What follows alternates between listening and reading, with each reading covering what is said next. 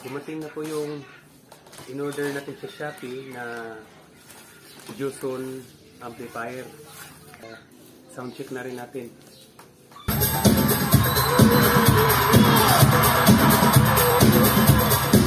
We should be dancing, yeah. We should be dancing, yeah. Okay, Joson Mars. We should be dancing. Ito po yung model na Joson Mars Max. So ngayon, i-unbox natin at sound check na rin natin.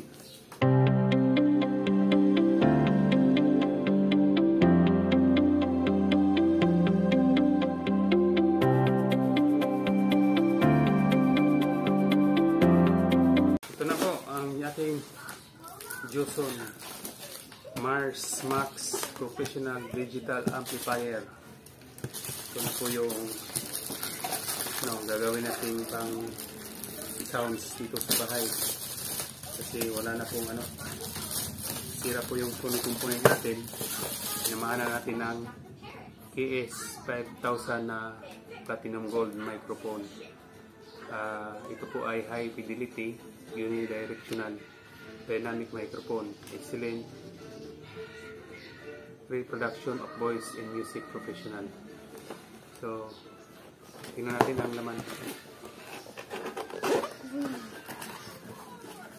Anak. Ito po yung cord niya. Mataas pala. Ito po yung mismong mic. Silver pa lang laman.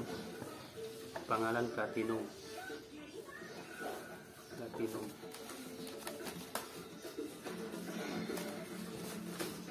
Okay, so set aside natin to. Open natin yung ating amplifier.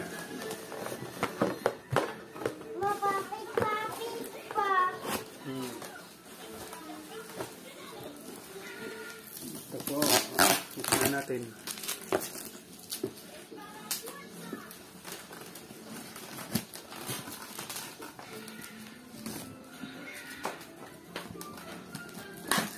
Joson pa yung niya, yung parang Scotch tape, may pangalan talaga ng Joson. Personalized talaga ng Joson to.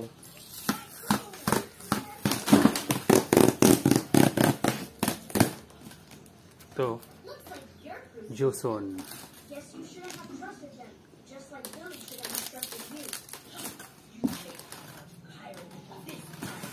Ito na. Ito na po ang laman ng ating Joson Mars Max amplifier. Ito po yung manual niya. Kuha ng karton, inaog. Ito na. Laman. May user manual para sa kung paano natin ito i-operate.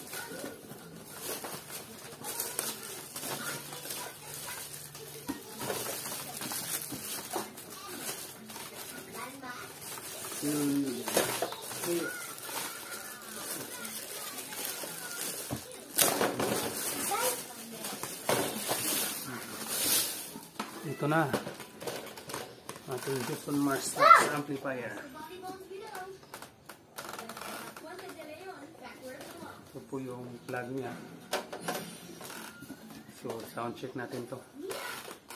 Sound check natin. Kukunin lang natin yung ating speaker sa taas, yung speaker ng component natin na Sony. Yun muna ang pag-drive natin since wala pa tayong nabiling speaker. Kuha na rin ako ng USB para gawin natin kung sound check.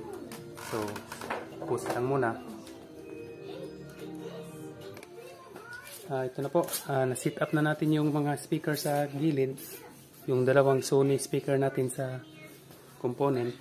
Yan muna ang ating sinaksak ko na din yung power supply ng Joson. On na natin, on. Power on tayo.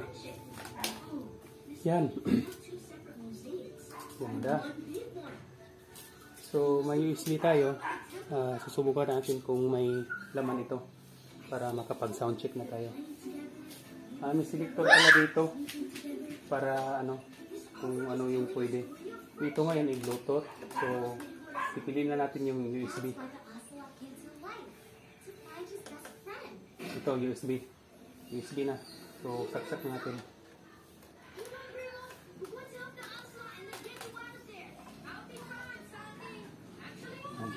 So, play na. So, may laman yung USB natin. Sound check tayo.